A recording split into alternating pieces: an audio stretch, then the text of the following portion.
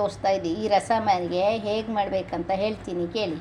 First 1 ಲೋಟ ದಾಲನ್ನು, 1 ಲೋಟ ಅಲ್ಲ, ಸ್ವಲ್ಪ ಅರ್ಧ ಲೋಟ ಆದರೂ ಅಡ್ಡಿಲ್ಲ, ದಾಲು ತಗೊಳ್ಳಿ.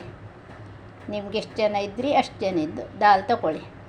ಆಮೇಲೆ ಆ ದಾಲನ್ನು ಚೆನ್ನಾಗಿ ತೊಳಿಬೇಕು. ತೊಳೆದು ಈ ಕುಕ್ಕರಿಗೆ ಹಾಕಬೇಕು. ಕುಕ್ಕರಿಗೆ ಹಾಕಿದ ನಂತರ 1-2 ಟೊಮೆಟೊ ಹಾಕಬೇಕು. ಆಮೇಲೆ ಹಸಿಮೆಣಸು ಹಾಕಬೇಕು, ಒಂದು 5 ಐಲಿ 4 ಐಲಿ. ಆಮೇಲೆ ಅದು ಇರುತ್ತಲ್ಲ ಕೊರಿಯಂಡರ್, ಅದೇನು ಕೊತ್ತಂಬರಿ ಸೊಪ್ಪು ಹಾಕಬೇಕು. ಆಮೇಲೆ ಉಪ್ಪು ಹಾಕಬೇಕು, ಒಂಚೂರು ಅರಿಶಿನ ಹಾಕಬೇಕು, ಮುಚ್ಚಬೇಕು.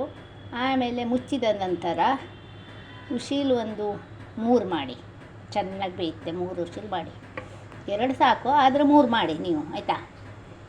ಆಮೇಲೆ ಇದು ಮಾಡಿ, ಒಂದು 2 ಚಮಚೆ ಅದು ತೆಂಗಿನೆಣ್ಣೆ ಹಾಕಿ.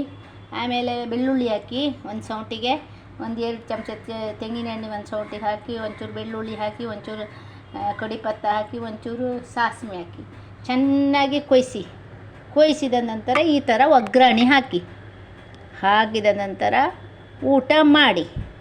ಈ ಥರ ಒಗ್ಗರಣೆ ಮಾಡಿ ಊಟ ಮಾಡಿ. ಆಮೇಲೆ ಈ ಥರ ಬಾಜಿ ಮಾಡಿ. ಇದು ಕ್ಯಾರೆಟ್ ಬಾಜಿ, ಇದು ರಸಮ್. ಚೆನ್ನಾಗಿ ಊಟ ಮಾಡಿ, ಆಯಿತಾ.